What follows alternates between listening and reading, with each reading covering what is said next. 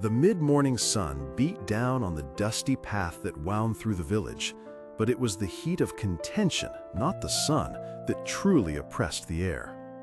Elias stood before his neighbor, Samuel, their faces flushed, voices sharp, locked in a bitter argument over a small, seemingly insignificant parcel of land that lay between their properties. For years, this sliver of earth had been a shared boundary, a quiet witness to their family's growth and their own deep friendship. Now, it was a chasm.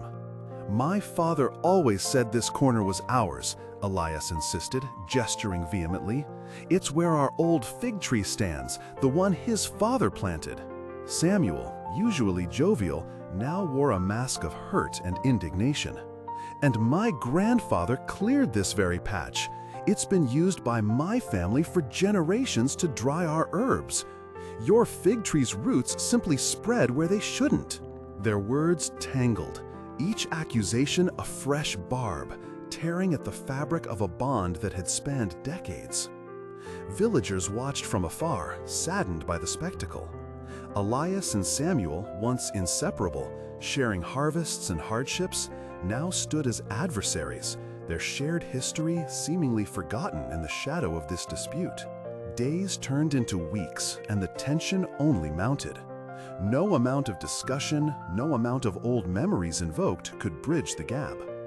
The land, though small, had become a symbol of pride, a stubborn point of contention that neither man felt he could yield without losing face, or worse, losing a piece of his family's legacy.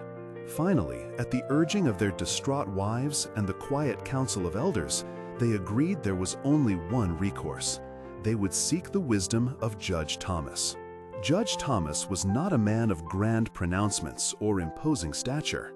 His wisdom resided in his quiet humility, his deep understanding of human nature, and, most importantly, his profound faith. He lived simply, his home filled with well-worn books and the scent of quiet contemplation.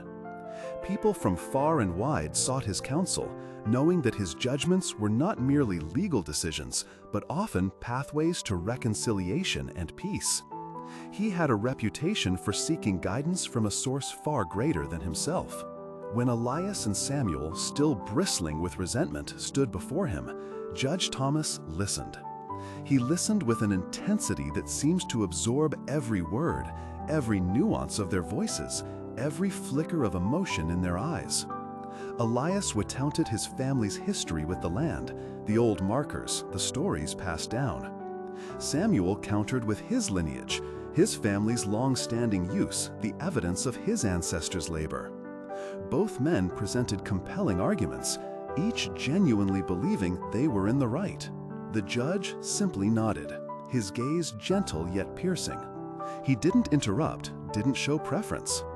When they had exhausted their pleas, a silence settled in the small room, broken only by the chirping of crickets outside. "My friends," Judge Thomas finally said, his voice soft, almost a whisper, "your claims are strong and your hearts are troubled. This is not merely a dispute over land. It is a fracture in a friendship that the whole village cherishes. To make a judgment that merely awards one man the land and leaves the other with bitterness would be no true justice at all." He paused, his eyes closing for a moment, a subtle shift in his demeanor. Elias and Samuel watched, sensing that something deeper was unfolding. They knew the judge's custom. Before making a weighty decision, he would often retreat not to consult law books, but to seek divine guidance. He would pray. And so it was. Judge Thomas invited them to return the following morning, asking them to spend the night reflecting not on the land, but on the friendship they had lost. That night, Judge Thomas prayed earnestly. He didn't ask for a clever legal loophole or a shrewd compromise. He prayed for wisdom, the kind of insight that transcends human understanding, that could touch the hearts of men and restore what was broken. He prayed as King Solomon once did, for a discerning heart to govern God's people and to distinguish between right and wrong. The next morning, Elias and Samuel returned, their faces still etched with worry, but perhaps a flicker of anticipation. Judge Thomas sat before them, his expression serene.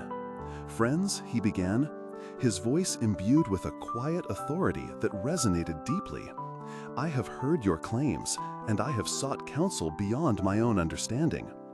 This land, though small, has become a great chasm between you.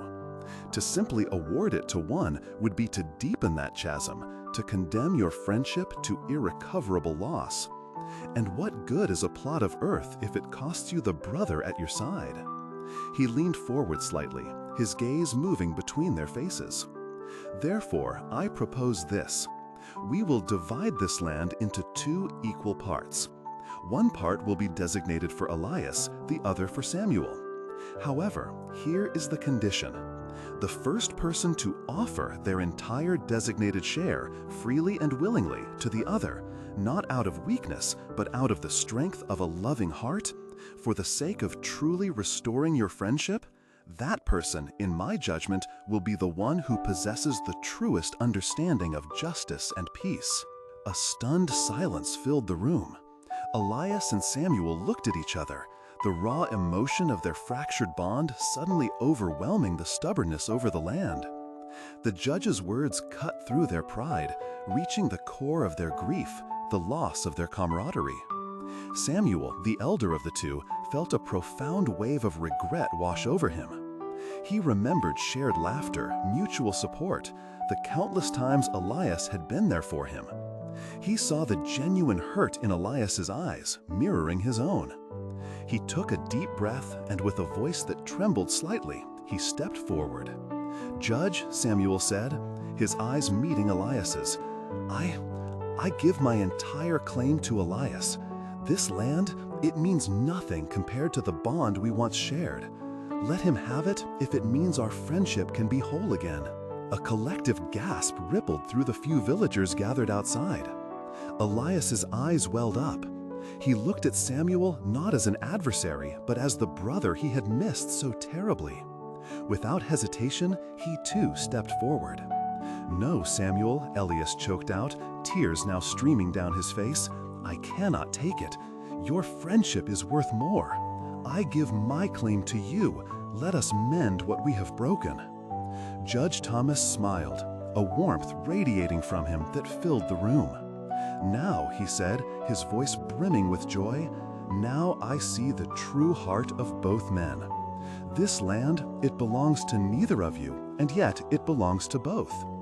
You have both shown a willingness to sacrifice property for the invaluable treasure of friendship. Therefore, my true judgment is this. You will jointly establish a small community orchard on this very land.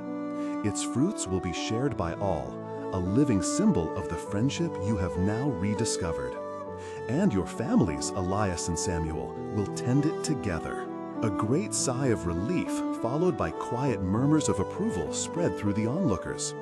Elias and Samuel, their faces wet with tears, embraced, a tight, fervent hug that spoke volumes of regret, forgiveness, and renewed brotherhood.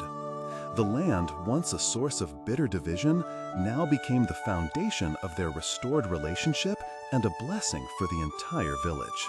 This story, echoing the profound wisdom of King Solomon in the ancient scriptures, reminds us of a fundamental truth.